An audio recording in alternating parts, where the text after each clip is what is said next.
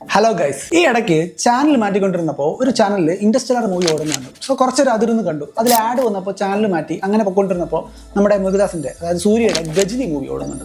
അപ്പോൾ എൻ്റെ ഉള്ളൊരു തോന്നലുണ്ടായിരുന്നു, ഈ ഗജനി പോലത്തെ ഈ ഒരു കൺസെപ്റ്റൊക്കെ നമ്മുടെ ക്രിസ്റ്റഫർ നോളൻ്റെ കൈ കിട്ടിയ പുള്ളിക്കാരൻ ഇങ്ങനെയായിരിക്കും ചെയ്തിരിക്കുന്നതൊക്കെ. ക്രിസ്റ്റഫർ നോളൻ്റെ സിനിമകളൊക്കെ തേടിപ്പിടിച്ച് കാണാൻ തുടങ്ങിയത് ഈ ഇടയ്ക്കാണ്. സോ ആ ഒരു വാച്ച് ലിസ്റ്റ് തീർത്ത് വന്നപ്പോഴാണ് മെമൻറ്റോ എന്ന് പറയുന്ന പുള്ളിക്കാരൻ്റെ പടം കണ്ടത്. ആ പടം കണ്ടപ്പോഴാണ് മനസ്സിലായത്, ഈ ഗജനി എന്ന് പറയുന്ന മൂവി ഈ മെമൻറ്റോ മൂവിയിൽ നിന്ന് അഡാപ്റ്റ് ചെയ്ത അല്ലെങ്കിൽ ഒരു ഇൻസ്പിറേഷനായിട്ട് എടുത്ത ഒരു പടമാണ്. എക്സാക്ട് കോപ്പിയൊന്നും അല്ലെങ്കിലും അതേ പ്ലോട്ട് തന്നെയാണ് ഇവർ ഈ ഗജനിയിൽ യൂസ് ചെയ്തിരിക്കുന്നത്.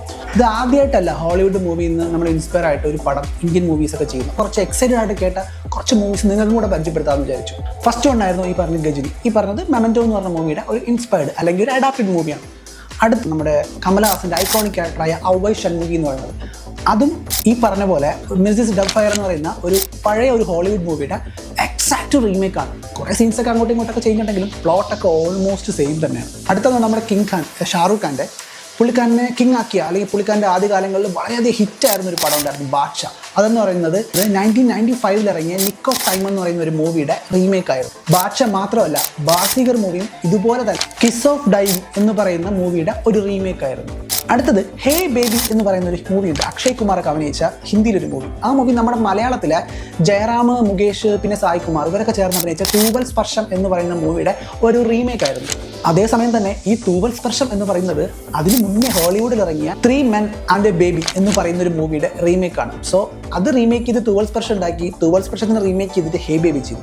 അടുത്തതെന്ന് പറയുന്നത് നമ്മുടെ ഹൃത്തിക് റോഷൻ്റെ കോയ് മിൽ ഗയാ. ആ പടം എക്സ്ട്രാ ടെറസ്ട്രിയൽസ് ET എന്ന് പറയുന്ന മൂവിയുടെ ഒരു റീമേക്ക് ആണെന്നുള്ള കാര്യം നമുക്ക് എല്ലാവർക്കും അറിയാമായിരിക്കും.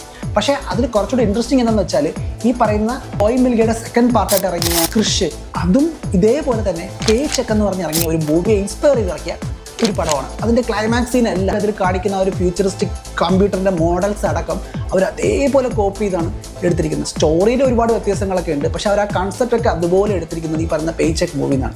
വേറൊരു കാര്യം പറയാതെ വയ്യ, ഈ പറയുന്ന റീമേക്ക് മൂവികളെല്ലാം എടുത്ത് നശിപ്പിച്ച പടങ്ങളല്ല, എല്ലാം one of the best movies ആയിരുന്നു.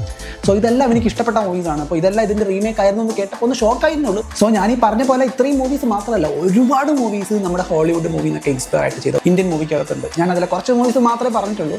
ബട്ട് വേറൊരു കാര്യമുണ്ട്, നമ്മുടെ ഇന്ത്യൻ മൂവീസിനെ ഇൻസ്പയർ ചെയ്തിട്ട് ഫോറിൻ ലാംഗ്വേജ് ചെയ്ത കുറേ മൂവീസ് ഉണ്ട്. അതെന്തായാലും ഇതിൽ പറയുന്നില്ല, അടുത്ത പാർട്ടിൽ ഞാൻ പറയാം. നിങ്ങൾക്ക് ഇതുപോലെ റീമേക്ക് ചെയ്ത് നിങ്ങൾ എക്സൈറ്റ് ചെയ്യിച്ച ഏതെങ്കിലും മൂവീസ് ഉണ്ടെങ്കിൽ നിങ്ങൾ കമൻറ്റ് ചെയ്യും.